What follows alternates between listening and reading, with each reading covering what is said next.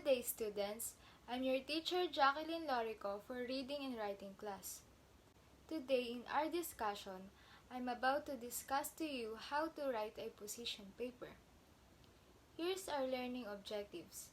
In today's lesson, you'll be able to learn how to write a constructive position paper and to know its purpose. You'll be able to identify the parts of a position paper and understand its characteristics. After watching this video, you'll learn how to appreciate and comprehend the importance of writing a position paper. Before we tackle about how to write a position paper, first, let us know what is a position paper. Position paper is a type of academic writing. It is an essay that presents arguable opinion and defends it with evidence regarding to an issue. The position paper presents an alternative solution to an issue based on the author's beliefs and opinions.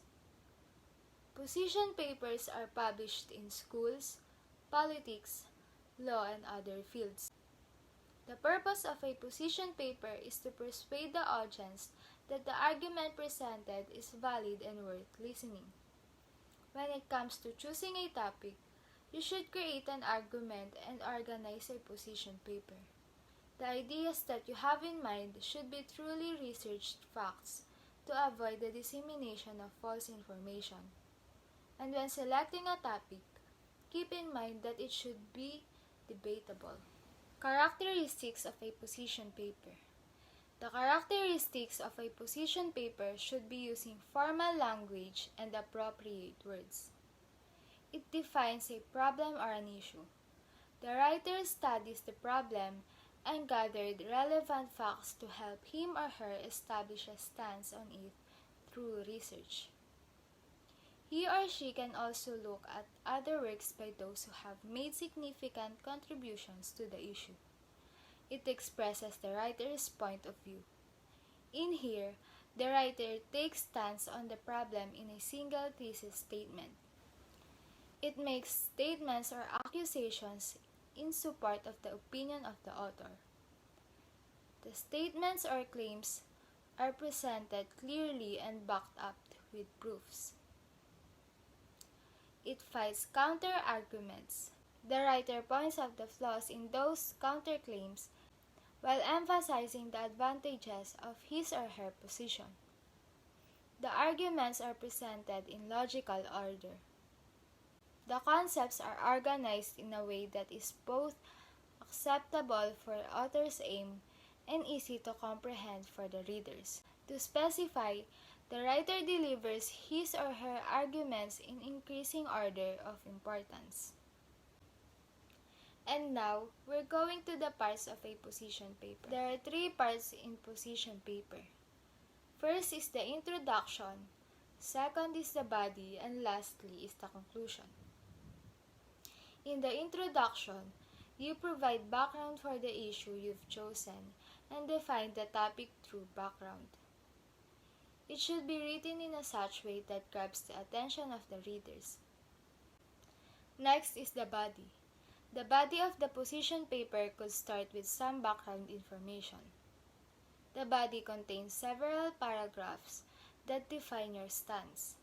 Each paragraph presents the main concept, which clarifies a statement that is supported by evidences and facts based on your gathered studies and researches. Your evidence should lead to start of reasoning to your main concept and involve the discussion of both sides of the issue. Lastly is the conclusion. It summarizes your main concept that ends with a powerful ending and gives an impact to the readers.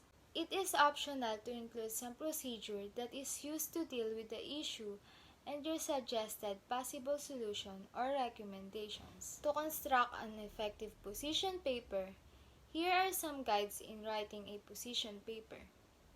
Start the writing process by conducting extensive research on the issue at discussion.